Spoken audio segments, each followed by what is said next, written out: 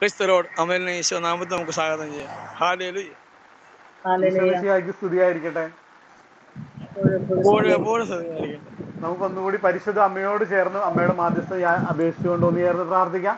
നന്മ നിറഞ്ഞ മറിയമേ സ്വസ്തി, കർത്താവ് അങ്ങയോടുകൂടെ സ്ത്രീകളിൽ അങ്ങ് അനുഗ്രഹിക്കപ്പെട്ടവളാകുന്നു. അങ്ങയുടെ ഉദരത്തിൻ ഫലമായി ഈശോ അനുഗ്രഹിക്കപ്പെട്ടവനാകുന്നു. പരിശുദ്ധ മറിയമേ, തമ്പുരാന്റെ അമ്മേ, പാപികളായ ഞങ്ങൾക്ക് വേണ്ടി ഇപ്പോഴും ഞങ്ങളുടെ മരണസമയത്ത് തമ്പുരാനോട് അപേക്ഷിച്ചുകൊള്ളണമേ. ആമേൻ. ഹല്ലേലൂയ.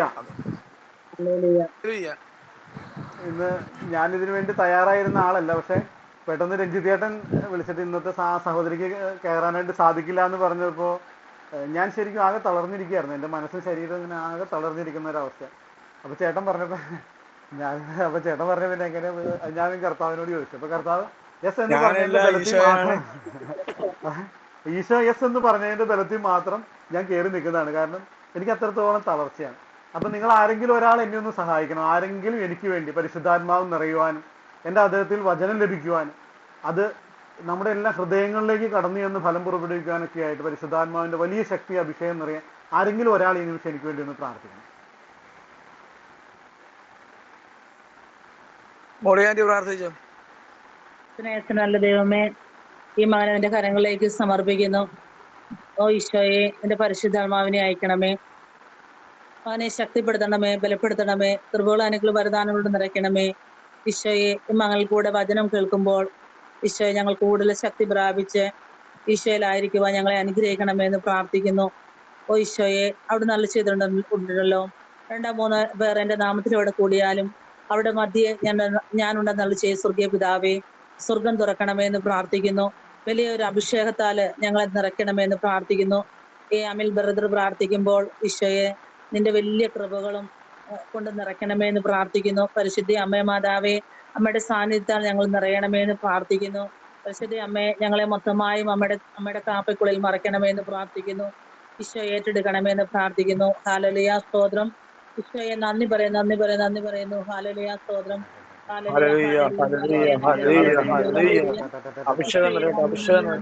ശക്തി ആവരിക്കട്ടെ. ദൈവിക ജീവൻ വെളിപ്പെടട്ടെ. ജീവൻ വെളിപ്പെടട്ടെ. കർത്താവിന്റെ ശക്തി വെളിപ്പെടട്ടെ. യേശുവിന്റെ അധികാരമുള്ള സാന്നിധ്യം വെളിപ്പെടട്ടെ. ശക്തി വെളിപ്പെട്ട് പ്രാർത്ഥിക്കുന്നു. മോളിയാൻറ്റി ഒത്തിരി നന്ദി. ഒരു നിമിഷം എല്ലാവരും ഒന്ന് മൈക്ക് ഓൺ ചെയ്യാമോ? സാധിക്കുന്ന എല്ലാവരും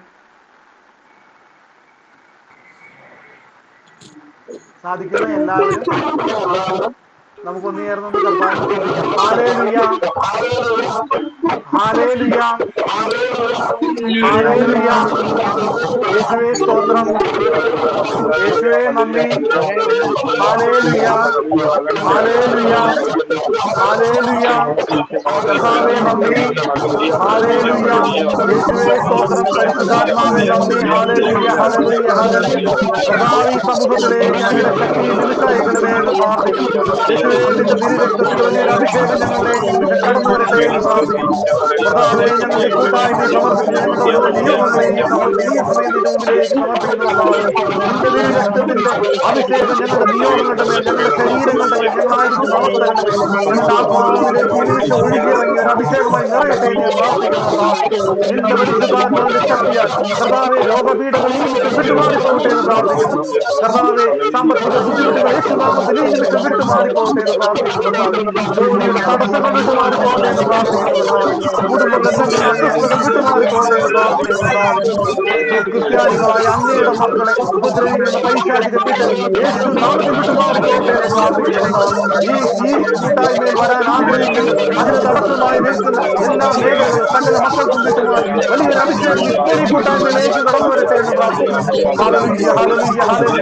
യേശുവേ ഹൃദയങ്ങൾ തുറക്കുന്ന നിന്റെ ഒരു അഭിഷേകം ഇപ്പോൾ ഈ നിമിഷം ഈ കൂട്ടായ്മയിലേക്ക് ഇറങ്ങി വരുന്നതിനോട് നന്ദി പറയുന്നു. കർത്താവേ ഞങ്ങളെ നീ ഒന്ന് അഭിഷേകം തുടരണമേ, ചെയ്യണമേ കർത്താവേ, ഞങ്ങളെ ഒന്ന് തൊടണമേ കർത്താവേ.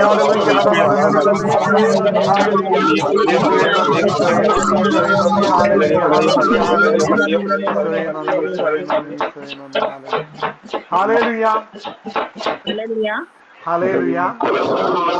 ഇനി നമുക്ക് എല്ലാവർക്കും തന്നെ മൈക്ക് ഓഫ് ചെയ്യുകയാണെങ്കിൽ നല്ലതായിരിക്കും. നമ്മൾ സ്തുതിക്കുന്ന സമയത്ത് മാത്രം മൈക്ക് ഓൺ ചെയ്യുകയാണെങ്കിൽ, അല്ലെങ്കിൽ ഇത് എക്കോയുടെ പ്രശ്നം വരുന്നുണ്ട്, അപ്പോൾ പിന്നെ കേൾക്കാനായിട്ട് സാധിക്കില്ല. കർത്താവ് ഇന്ന് നമ്മളെല്ലാവരും നോമ്പിലേക്ക് പ്രവേശിക്കുകയാണ് അല്ലേ, സഭയുടെ നോമ്പിലേക്ക് പ്രവേശിക്കുകയാണ്. അപ്പൊ ഈ നോമ്പിലേക്ക് പ്രവേശിക്കുമ്പോൾ നോമ്പിനെ കുറിച്ച് നമ്മൾ നേരത്തെ ഒരിക്കൽ ചിന്തിച്ചിട്ടുണ്ട്. എങ്കിലും നോമ്പായതുകൊണ്ട് അതിനെക്കുറിച്ച് തന്നെ ഒന്നുകൂടി ചിന്തിക്കുവാനും കൂടുതൽ ബലപ്പെടുവാനും ഈ നോമ്പ് നമുക്ക് എത്രത്തോളം ഉപകാരപ്രദമാക്കി നമ്മുടെ ജീവിതത്തിന് കർത്താവിന് തമ്മിൽ പ്രവർത്തിക്കാൻ തക്ക രീതിയിൽ അതിനെ ഉപയോഗപ്രദമാക്കാൻ സാധിക്കുമെന്ന് ചിന്തിക്കാനാണ് കർത്താവ് ആവശ്യപ്പെടുന്നത്. നമുക്കറിയാം നോമ്പ് എന്താണെന്ന് അറിയാം, എന്തിനു വേണ്ടിയാണെന്ന് അറിയാം അല്ലെ. എന്തിനു വേണ്ടിയാണ് നമ്മൾ നോമ്പെടുക്കുന്നത്? ആരെങ്കിലും പറയണോട്ടോ, കാരണം ഞാൻ അല്ലെങ്കിൽ പേര് വിളിച്ച് ചോദിക്കേണ്ടി വരും ഇന്നയാളെന്ന്. പക്ഷെ എനിക്കൊരു കുഴപ്പം, ഞാൻ എല്ലാവരുടെയും പ്രായം എന്താണെന്ന് എനിക്കറിയില്ല. ആന്റിന്ന് വിളിക്കണോ സഹോദരിന്ന് വിളിക്കണോ ഇതൊന്നും അറിയില്ലാത്തത് കൊണ്ട് അങ്ങനെ ചോദിക്കാനും പറ്റില്ല. ആരെങ്കിലും ഒരാൾ നിങ്ങൾ പറ, എന്തിനു വേണ്ടിയാണ് നമ്മൾ നോമ്പെടുക്കുന്നത്? എല്ലാവരും ഇത് അറിയാവുന്ന ആൾക്കാരാണ്. അപ്പൊ ഞാൻ പേര് വിളിക്കേണ്ടി വരും. പ്രിൻസി ലൈനിലുണ്ടെങ്കിൽ പ്രിൻസി കേൾക്കാമോ? ഞാൻ അങ്ങനെ ചോദിക്കാൻ കാരണം പ്രിൻസി എന്റെ ക്ലാസ്മേറ്റ് ആണ്, അതുകൊണ്ടാണ് ഞാൻ ചോദിച്ചത്. പക്ഷെ ആള് മിണ്ടുന്നില്ല. ഓക്കെ, നോമ്പെടുക്കുന്നത് നമുക്ക് എല്ലാവർക്കും അറിയാമെങ്കിലും ഞാൻ ഒന്നുകൂടി ഓർമ്മപ്പെടുത്തുകയാണ്. നോമ്പെടുക്കുന്നത് നമുക്ക് ഒത്തിരി കാര്യങ്ങൾ നമുക്കറിയാം, എന്തിനു വേണ്ടിയാണ് നമ്മൾ നോമ്പെടുക്കുന്നത് എന്നൊക്കെ നമുക്കറിയാമെങ്കിലും കർത്താവ് ആഗ്രഹിക്കുന്നത് നോമ്പെടുക്കുന്നത് മരിക്കാൻ വേണ്ടിയാണ് അല്ലെ. നോമ്പെടുക്കുന്നത് മരിക്കാൻ വേണ്ടിയുള്ള നോമ്പാണ്. അതായത് ഇപ്പൊ നമ്മുടെ ഈ നോമ്പിന്റെ പൂർണ്ണത എന്താണ്? നമ്മൾ 50 ദിവസം നോമ്പെടുത്ത് നമ്മൾ എവിടേക്കാണ് എത്തുന്നത്? കർത്താവിന്റെ കുരിശുമരണത്തിലേക്ക് അല്ലെ. അപ്പൊ നമ്മുടെ നോമ്പ് നമ്മളെ കൊണ്ടു ചെന്നെത്തിക്കുന്നത് എവിടെയാണ്? അത് മരണത്തിലേക്കാണ് നമ്മളെ നോമ്പ് കൊണ്ടു ചെന്ന് എത്തിക്കുന്നത്. ഈ മരണത്തിൽ അവസാനിക്കുന്നില്ല, മരണം കഴിഞ്ഞ് ഒരു ഉദ്ധാനം. അതായത് ഒരുക്കമാണ്. ഈ ഒരുക്കമായിരിക്കുന്നത് ഒരു മരണത്തിലേക്ക്, ക്രിസ്തുവിന്റെ മരണത്തിലേക്ക് ചെന്നെത്തുന്നു. അത് ക്രിസ്തുവിന്റെ ഉദ്ധാനത്തിലേക്ക് നമ്മളെ കൊണ്ടുപോകുന്നത്. ഇതാണ് നമ്മുടെ നോമ്പിന്റെ ഒരു ഉദ്ദേശം. വചനം കർത്താവ് തരുന്നത് ഇപ്രകാരമാണ്. അത് റോമാക്കാർക്ക്, വിശുദ്ധ പൗലോസ്ലീഹ റോമാക്കാർക്ക് എഴുതിയ ലേഖനത്തില് അതിന്റെ 6-ാം അധ്യായം അത് പറയുന്ന ഇപ്രകാരമാണ്: യേശു ക്രിസ്തുവിനോട് ഐക്യപ്പെടാൻ ജ്ഞാനസ്നാനം സ്വീകരിച്ച നാം എല്ലാവരും അവന്റെ മരണത്തോട് ഐക്യപ്പെടാനാണ് ജ്ഞാനസ്നാനം സ്വീകരിച്ചതെന്ന് നിങ്ങൾക്ക് അറിഞ്ഞുകൂടെ?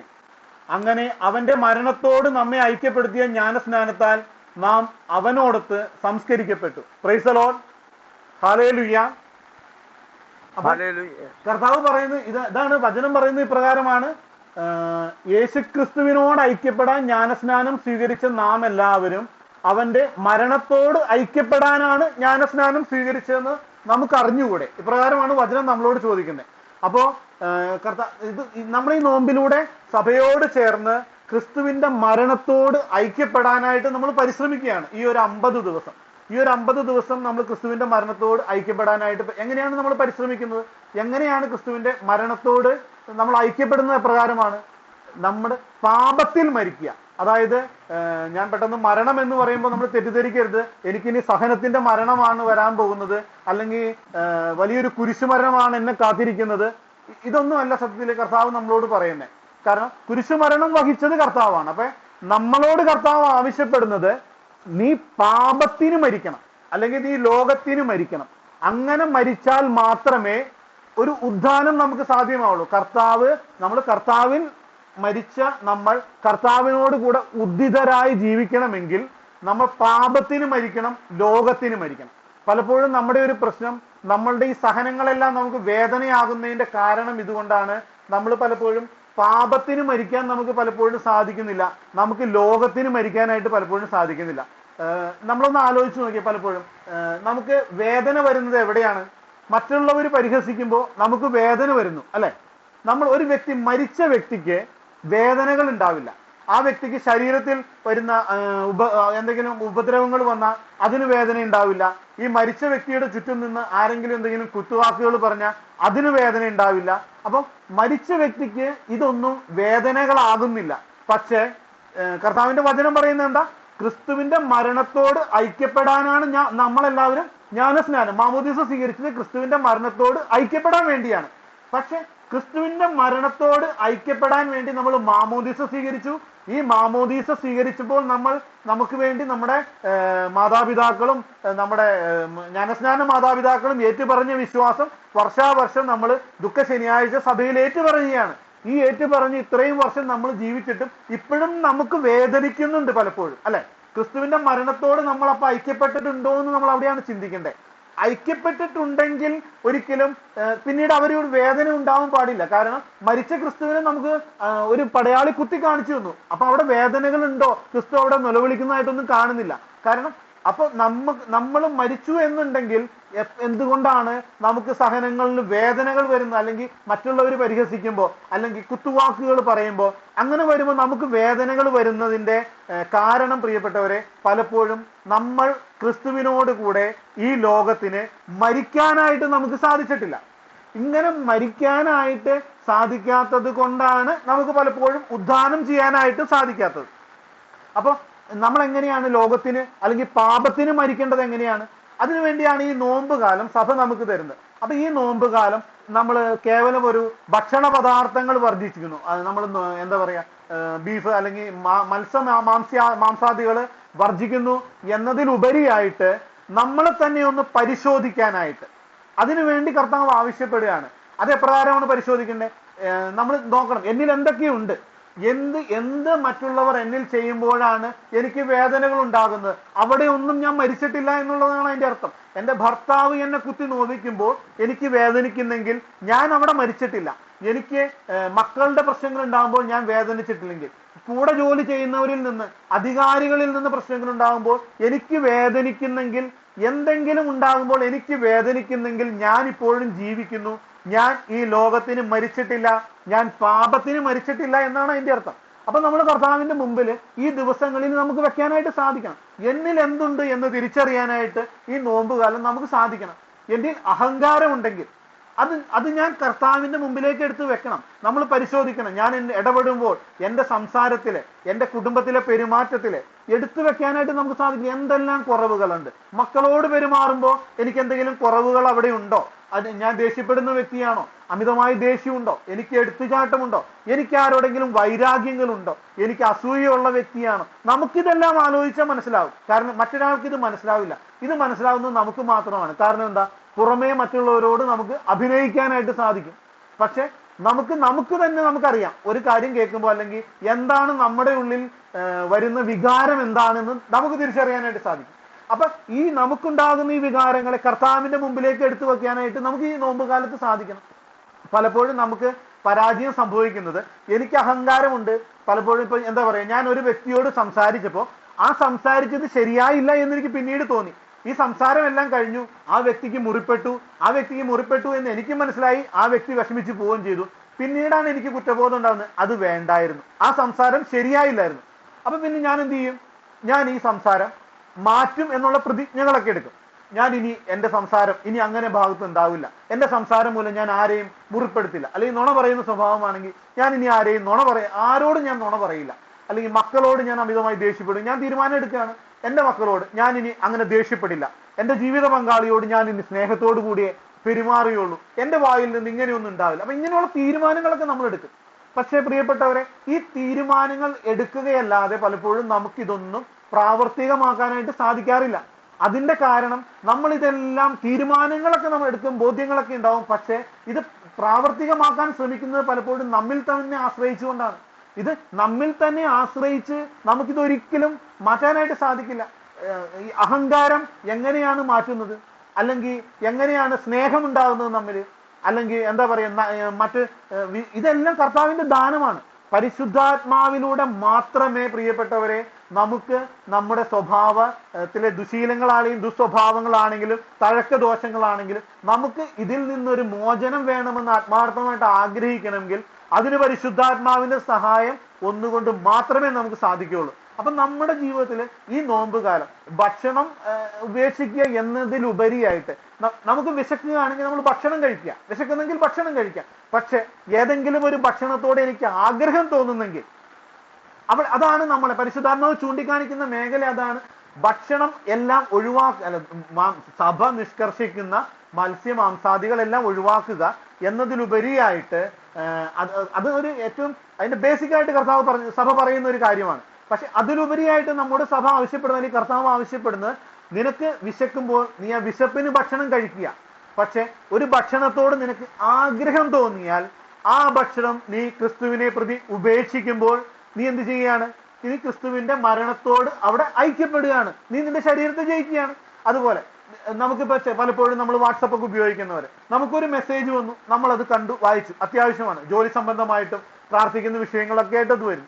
ഇതിലുപരിയായിട്ട് എനിക്ക് ഒരു വീഡിയോ കാണാൻ ഒരു ആഗ്രഹം തോന്നുകയാണ്. ഞാൻ പറയുന്നത് കർത്താവിന്റെ ഒരു വചനം കേൾക്കുന്ന ഒരു വീഡിയോയെ കുറിച്ചല്ല ഞാൻ ഈ പറയുന്നത്, ഒരു സിനിമ കാണാൻ അല്ലെങ്കിൽ മറ്റെന്തിനോടെങ്കിലും എനിക്കൊരു ആഗ്രഹം തോന്നുകയാണെങ്കിൽ പ്രിയപ്പെട്ടവരെ തിരിച്ചറിയുക, ഈശോ പറയുന്നത് ഇവിടെയാണ്. ഈശോ പറയുന്നു, നിന്റെ ഈ ആഗ്രഹത്തെ നീ ഒന്ന് ബലി കഴിക്കുക. അത് എവിടെ കൊടുക്കണം? അത് കർത്താവിന്റെ കുരിശിൽ കൊടുക്കണം. ഈ 50 ദിവസം ഇങ്ങനെ തെരഞ്ഞെടുക്കണം. 50 ദിവസവും എന്റെ ജീവിതത്തെ ഞാൻ ഇങ്ങനെ എടുക്കണം, എന്റെ ദിനചര്യങ്ങൾ ഞാൻ എടുക്കണം, എന്റെ ഭക്ഷണത്തെ ഞാൻ എടുക്കണം. അതിൽ ആഗ്രഹം തോന്നുന്നതെല്ലാം കർത്താവിന്റെ കുരിശിലേക്ക് കൊടുത്തുകൊണ്ടിരിക്കണം. എന്റെ സംസാരത്തിൽ ചിലത് എനിക്ക് ആഗ്രഹം തോന്നി ഞാൻ സംസാരിക്കും. മറ്റുള്ളവർ ഇങ്ങനെ അഭിപ്രായങ്ങൾ പറയുമ്പോൾ എനിക്കൊരു ആഗ്രഹമാണ്, അത് പറഞ്ഞില്ലെങ്കിൽ എനിക്ക് അങ്ങ് പറ്റുന്നില്ല. അത് ആവശ്യമല്ല അവിടെ, അത് എന്റെ ശരീരത്തെ തൃപ്തിപ്പെടുത്താൻ വേണ്ടിയുള്ള ഒരു ആഗ്രഹമാണ്.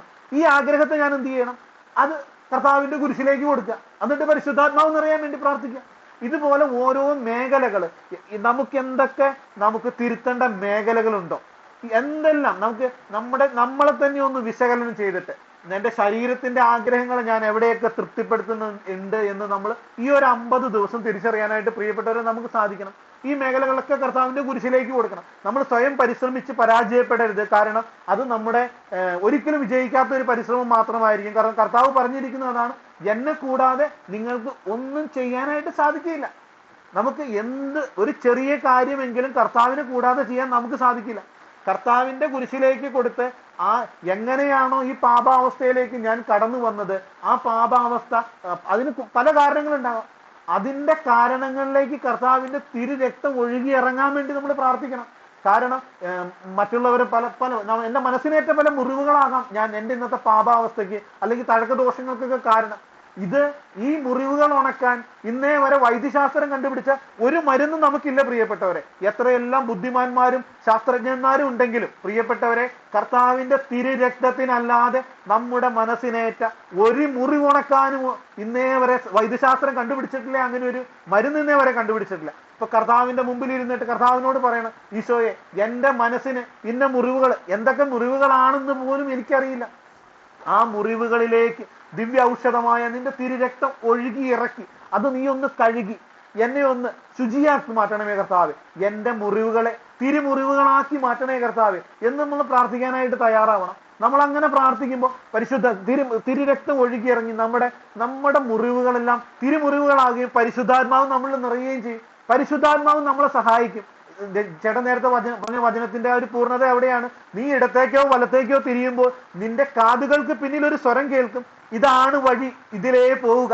ഈ സ്വരത്തിന് കാതോർക്കണം. ഈ 50 ദിവസം നമ്മൾ കർത്താവിന് കൊടുത്തുകൊണ്ടിരിക്കുമ്പോൾ ഇതിലൂടെ നമ്മൾ ആ ദൈവസ്വരം ശ്രവിച്ചുകൊണ്ടിരിക്കും. കൂടുതലായിട്ട് എത്രത്തോളം നമ്മൾ കർത്താവിന് വിട്ടുകൊടുക്കുന്നോ, എത്രത്തോളം ലോകത്തിൽ നിന്നും മാറി നടക്കാൻ നമ്മൾ പരിശ്രമിക്കുന്നോ, അത്രത്തോളം നമ്മുടെ കാതുകൾക്ക് പിന്നിൽ ആ ഒരു സ്വരം കേട്ടുകൊണ്ടിരിക്കും, ഇതാണ് വഴി, ഇതിലേ പോവുക, ഇതാണ് വഴി, ഇതിലേ പോവുക. പ്രിയപ്പെട്ടവരെ, അന്ന് മറ്റാരും നിങ്ങളെ പഠിപ്പിക്കേണ്ടതില്ല, പരിശുദ്ധാത്മാവായിരിക്കും നിങ്ങളെ പഠിപ്പിക്കുന്നത്. കാരണം ദൈവസ്വരം കേൾക്കും. ഈ പറയുന്ന വചനത്തിലുപരി അല്ലെങ്കിൽ മറ്റുള്ളവർ പറഞ്ഞു തരുന്നതിലെല്ലാം ഉപരിയായിട്ട് പറഞ്ഞു തരാൻ കഴിവുള്ള പരിശുദ്ധാത്മാവ് നിങ്ങളുടെ കൂടെ, നമ്മുടെ ഓരോരുത്തരെയും കൂടെ നടന്ന് പറയും. നമുക്കൊരു വീഴ്ച ഉണ്ടാകുമ്പോൾ പരിശുദ്ധാത്മാവ് ചൂണ്ടിക്കാണിക്കും, മോനെ മോളെ അത് കുരിശിലേക്ക് കൊടുക്കുന്നീ, അത് നിനക്ക് വേണ്ടാത്തതാണ്.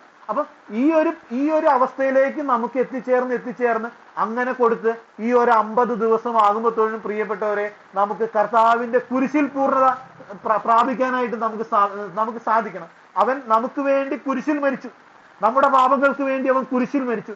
ആ കുരിശിലേക്ക്, നമ്മുടെ പൂർണ്ണതയിലേക്ക് നമ്മൾ എത്തുകയാണ്. നമ്മൾ ഈ ലോകത്തിന് മരിച്ച്, ഈ പാപത്തിന് മരിച്ച് നമ്മൾ കുരിശിന്റെ പൂർണ്ണതയിലേക്ക് എത്തുകയാണ്. അങ്ങനെ ഒരു പൂർണ്ണതയിലേക്ക് എത്തുമ്പോൾ നമുക്ക് എല്ലാവരെയും സ്നേഹിക്കാനായിട്ട് സാധിക്കും. കർത്താവ് കുരിശിൽ കിടന്ന് പറഞ്ഞതുപോലെ നമ്മളും പറയും. മറ്റുള്ളവർ മുറിവേൽപ്പിക്കുമ്പോൾ കർത്താവ് എന്താ പറഞ്ഞത്? പിതാവേ, ഇവർ ചെയ്യുന്നത് എന്താണെന്ന് ഇവർ അറിയുന്നില്ല, ഇവരോട് ക്ഷമിക്കണമേ. അപ്പൊ നമ്മുടെ മനസ്സിന് മുറിവുകളില്ലെങ്കിൽ നമുക്ക് മറ്റുള്ളവരോട് ക്ഷമിക്കാൻ പറ്റാത്തതും പലതും പൊറുക്കാൻ പറ്റാത്തതും വേദനിക്കുന്നതും വൈരാഗ്യം വരുന്നതിന്റെയൊക്കെ പ്രധാന കാരണം നമ്മുടെ മനസ്സിൽ മുറിവുകൾ കിടക്കുന്നത് കൊണ്ടാണ്. ഈ മുറിവുകൾ ഉണങ്ങാതെ നമ്മളെല്ലാം എത്രയെല്ലാം പരിശ്രമിച്ചാലും, ഞാൻ അവരെ സ്നേഹിക്കുന്നു കർത്താവേ, ഞാൻ ക്ഷമിക്കുന്നു കർത്താവേ, ഇതെല്ലാം പറഞ്ഞാലും പ്രിയപ്പെട്ടവരെ ഇതൊന്നും പൂർണ്ണതയല്ല, നമുക്കതൊന്നും സാധിക്കുകയില്ല. നമ്മുടെ മനസ്സിന്റെ മുറിവുകളാണ് ഉണങ്ങപ്പെടേണ്ടത് ആദ്യം. ഈ മുറിവ് ഉണങ്ങാതെ കർത്താവിന് പ്രവർത്തിക്കാനായിട്ട് സാധിക്കില്ല.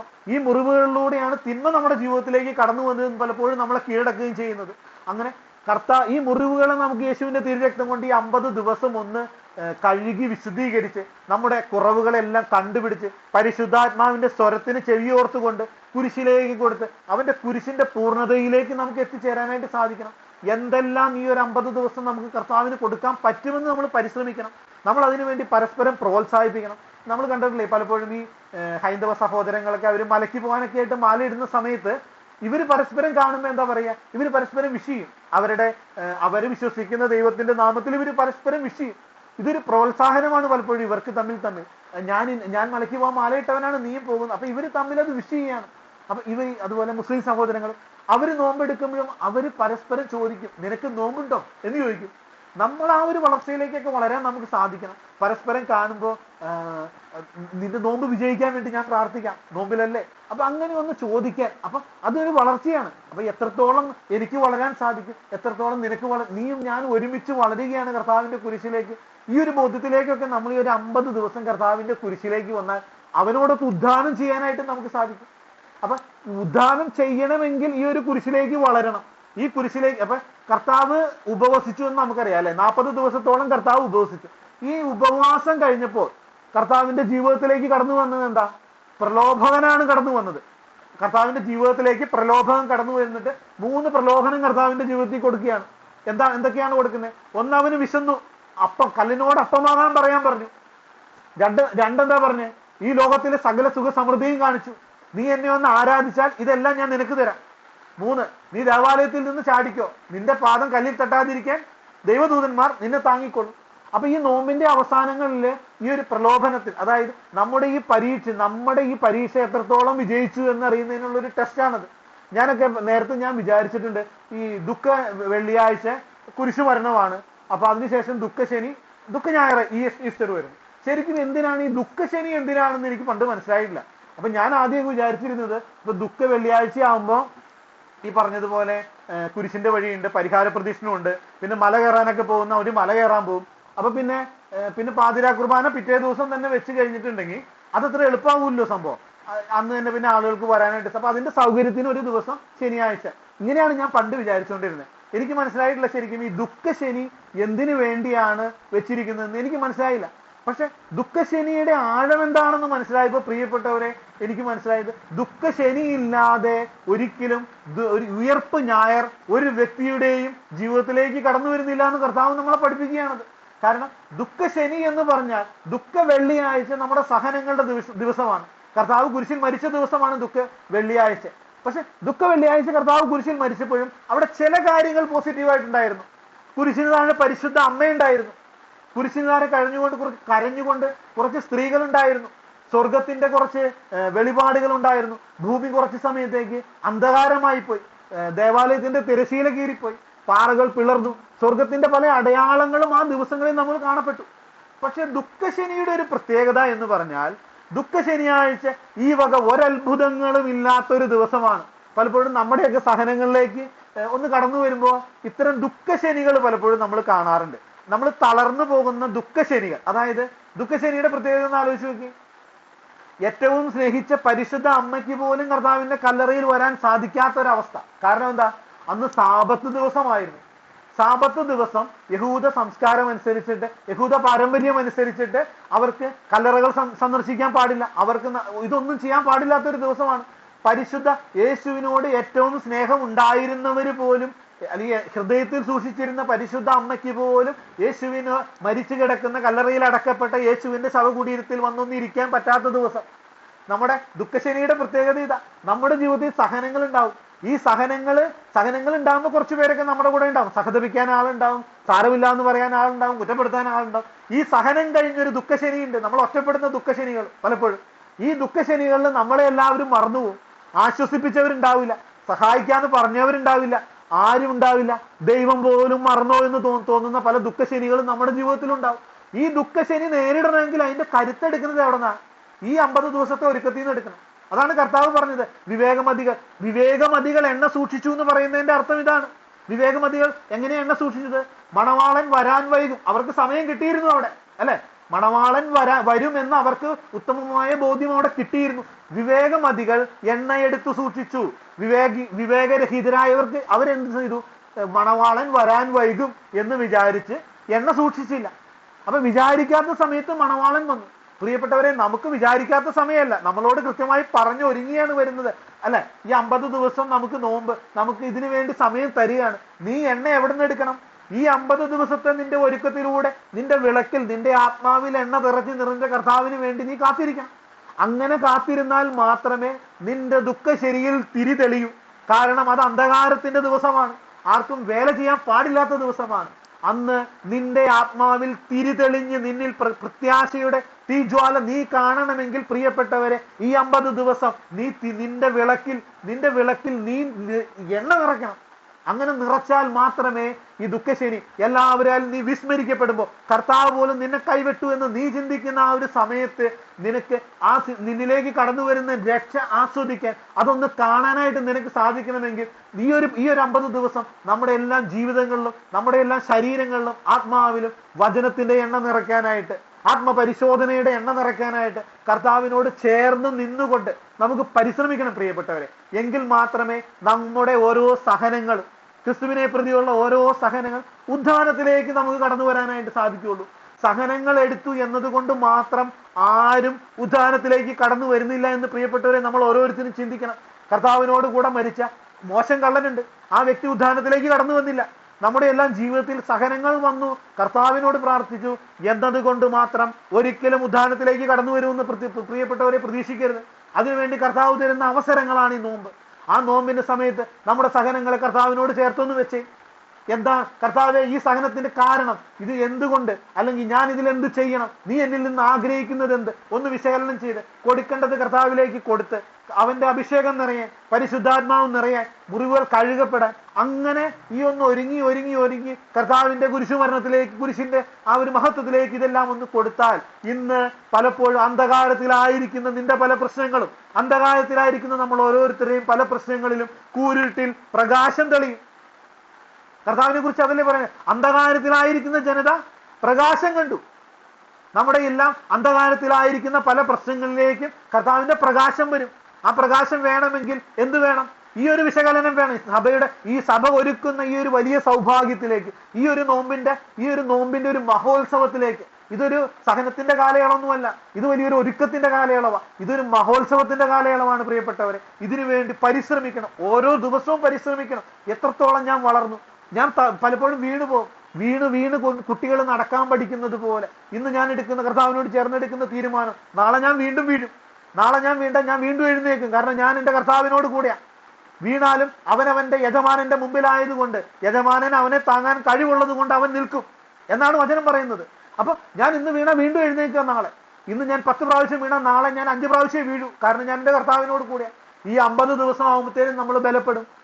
ഒന്നുകിൽ ഈ 50 ദിവസം ആകുമ്പോഴത്തേനും നമ്മൾ ബലപ്പെട്ട് കഴിയുമ്പോൾ ഈ നമ്മുടെ ജീവിതത്തിലെ ഇന്നത്തെ സഹനങ്ങൾ കർത്താവിനോട് ചേർന്നിട്ട് നമ്മൾ കർത്താവിനോട് പറയും, കർത്താവെ ഈ സഹനങ്ങൾ മാറിയില്ലെങ്കിലും വേണ്ടില്ല, എനിക്ക് നിന്റെ സ്നേഹം മതി എന്ന് നീ പറയുന്ന ഓരോ അവസ്ഥയിലേക്ക് നമ്മൾ എത്തിച്ചേരും.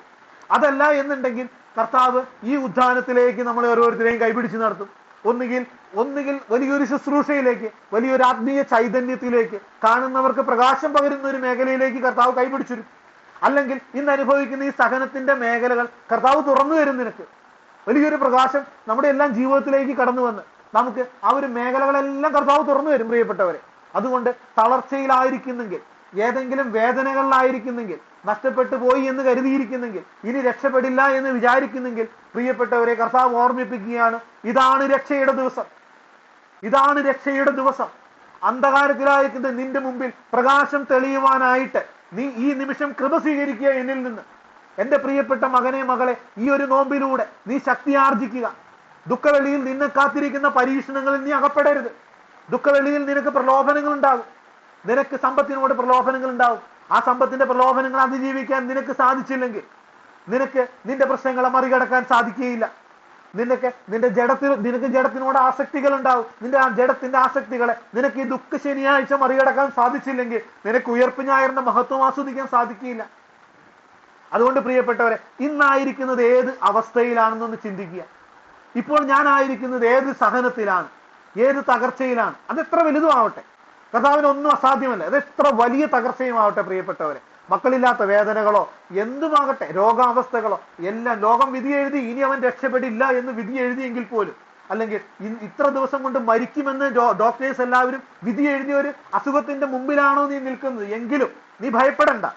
നിന്റെ വിവാഹം തടസ്സമാണ്, അല്ലെങ്കിൽ കുടുംബത്തിന്റെ പ്രശ്നങ്ങളാണ്, വിവാഹമോചനത്തിന്റെ വക്കിലാണ്, ജീവിതമാർഗം കാണുന്നില്ല, ഇനി എന്ത് ചെയ്യണമെന്ന് അറിയില്ല. ഈ ഒരു അവസ്ഥയിലാണെങ്കിലും പ്രിയപ്പെട്ടവരെ, കർത്താവ് നമ്മളോട് ഉറപ്പ് തരികയാണ്, നീ ഇത് എന്നോട് ചേർന്ന് എന്റെ കുരിശിനോടൊന്ന് ചേർന്ന് വെച്ചാൽ, നിന്റെ ആ മാമോദീസ, നീ ആ ജ്ഞാനസ്നാന വ്രതം നീ പൂർത്തിയാക്ക്, നീ എന്റെ കുരിശിനോടൊന്ന് ചേർത്ത് വെച്ചാൽ നീ ആയിരിക്കുന്ന ദുഃഖശനിയിൽ ഇന്ന് ഒരു പ്രകാശം തെളിയും. നിന്റെ കൺമുമ്പിൽ കർത്താവിന്റെ പ്രകാശം, പുതിയൊരു പ്രഭാതം പൊട്ടിവിടരും. ആ ഒരു പ്രഭാതത്തിലേക്ക് നമുക്ക് ഓരോരുത്തർക്കും കടന്നു വരാം. നമ്മളായിരിക്കുന്ന എല്ലാ പ്രശ്നങ്ങളും ഈ നിമിഷം നമുക്ക് കർത്താവിന്റെ മുമ്പിലേക്ക് ഒന്ന് വെച്ചു കൊടുക്കാൻ പ്രിയപ്പെട്ടവരെ എല്ലാവരും കണ്ണുകൾ അടച്ച് ഞാൻ ഏതവസ്ഥയിലാണോ ഇപ്പോൾ ആയിരിക്കുന്നത്, എന്റെ വേദനകൾ കർത്താവെ, ലോകം വിധി എഴുതി ഇതിന് മറുപടിയില്ല എന്ന് എനിക്ക് എന്റെ മുമ്പിൽ ഞാൻ ആലോചിക്കുമ്പോൾ ഇതിന് ഒരു പരിഹാരവുമില്ല പ്രിയപ്പെട്ടവരെ, ഒരു പരിഹാരവുമില്ല.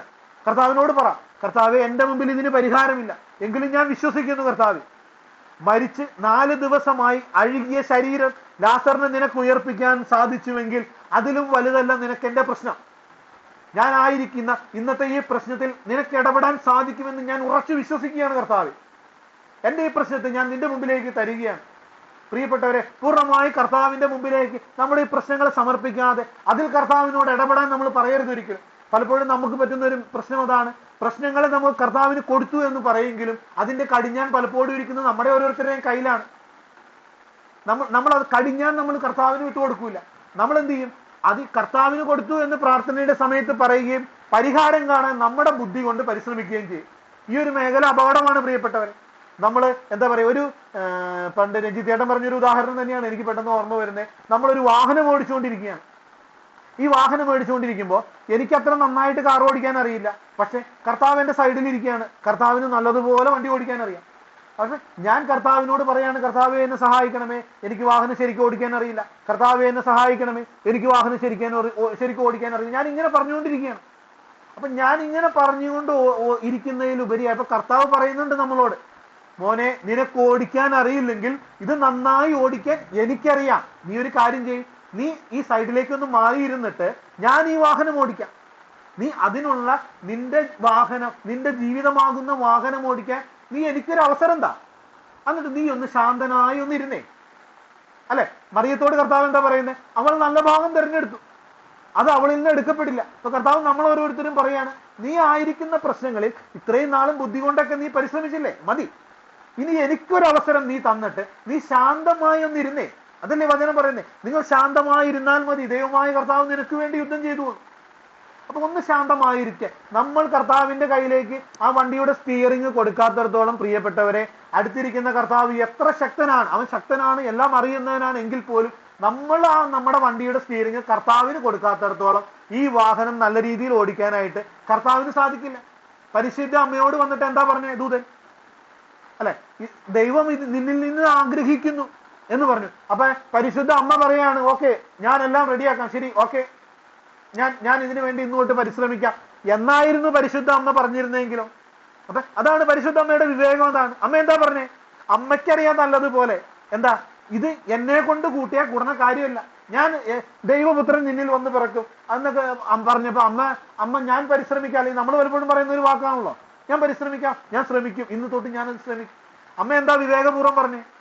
ഇതാ കർത്താവിന്റെ ദാസി, നിന്റെ വചനം പ്രവർത്തിക്കും, ഇതാ ഞാൻ, നീ പ്രവർത്തിച്ചോ. ഓക്കെ, ദൈവപുത്രനെ വേണോ, നീ പ്രവർത്തിച്ചോ. ഇതാണ് ഏറ്റവും നല്ലൊരു മാതൃകയാണ് നമുക്ക് വചനത്തിലൂടെ തരുന്നത്. അപ്പൊ നമ്മുടെ ജീവിതത്തിൽ പ്രശ്നങ്ങളുണ്ടെങ്കിൽ കർത്താവിനോട് പറയണം, കർത്താവ് എന്റെ ജീവിതത്തിൽ പ്രശ്നങ്ങളുണ്ട്. നമ്മൾ പലപ്പോഴും പറയണേ എന്താ? കർത്താവെ എന്റെ ജീവിതത്തിൽ പ്രശ്നങ്ങളുണ്ട്. അപ്പൊ നമ്മൾ ഓരോ വഴി കണ്ടുപിടിക്കും അല്ലെ, എന്റെ കടബാധ്യത മാറാൻ ഇന്ന വഴി, അല്ലെങ്കിൽ ഞാൻ ഇന്ന ഡോക്ടറെ അടുത്ത് പോകുമ്പോൾ, അല്ലെങ്കിൽ ഞാൻ IELTS എഴുതാൻ പോവാണ് കർത്താവെ, എനിക്ക് കടബാധ്യതയുണ്ട്, ഞാൻ IELTS എഴുതാൻ പോവാണ്, എനിക്ക് IELTS തന്ന് ഞാൻ അവിടെ ചെന്നിട്ട് ഈ പ്രശ്നങ്ങളെല്ലാം ഒന്ന് പരിഹരിക്കണമേ കർത്താവെ. നമ്മുടെ പ്രാർത്ഥന പലപ്പോഴും ഇത് അപകടം പിടിച്ച പ്രാർത്ഥനയാണ് പ്രിയപ്പെട്ടവര്. ഇതിന് പ്രശ്നം എന്താ? നമ്മൾ പദ്ധതി മെനഞ്ഞിട്ട് ആ പദ്ധതിയിലേക്ക് ഇറങ്ങി വാ എന്നാ കർത്താവിനോട് പറയണേ അല്ലെ. കർത്താവ് പറഞ്ഞത് എന്താ? എനിക്ക് നിന്നെ കുറിച്ചൊരു പദ്ധതിയുണ്ട്, അങ്ങനെയല്ലേ കർത്താവ് പറഞ്ഞു. അല്ലാണ്ട് നിന്റെ പദ്ധതിയിലേക്ക് ഞാൻ വന്ന് പ്രവർത്തിക്കാമെന്നാണോ കർത്താവ് പറഞ്ഞേ? എനിക്ക് നിന്നെ കുറിച്ചൊരു പദ്ധതിയുണ്ട്, ആ പദ്ധതി നിനക്ക് ശുഭമായ ഭാവിയും പ്രത്യാശയും നൽകുന്നതെന്നല്ലേ പറഞ്ഞേ. നമ്മൾ എന്താ ചെയ്യണേ? പലപ്പോഴും നമ്മളൊരു പദ്ധതി ഉണ്ടാകും. നമ്മുടെ പദ്ധതി എന്താ? IELTS ആണ്, അല്ലെങ്കിൽ നമ്മൾ ഇന്നതാണ്. നമുക്ക് പല പദ്ധതികളും നമ്മൾ കർത്താവിന്റെ വഴികളിന് വേണ്ടിയിട്ട് നമ്മൾ ആ ഒരു പദ്ധതിയിൽ വിശ്വസിക്കണം. ആ പദ്ധതിയിൽ വിശ്വസിച്ച് കർത്താവിനോട് പറയണം, ഇതാ കർത്താവിന്റെ ദാസി, എന്റെ എല്ലാ പരിശ്രമങ്ങളും അവസാനിച്ചു, നിന്റെ മുമ്പിൽ ഇരിക്കുകയാണ് കർത്താവ്, പൂർണ്ണമായിട്ടും നിന്റെ മുമ്പിലേക്ക് ഞാൻ എന്റെ ജീവിതത്തെ വെച്ച് തരികയാണ്. ഇനി ഈ നിമിഷം മുതൽ ഈ വാഹനം ഓടിക്കുന്നത് നീ ആയിരിക്കണം.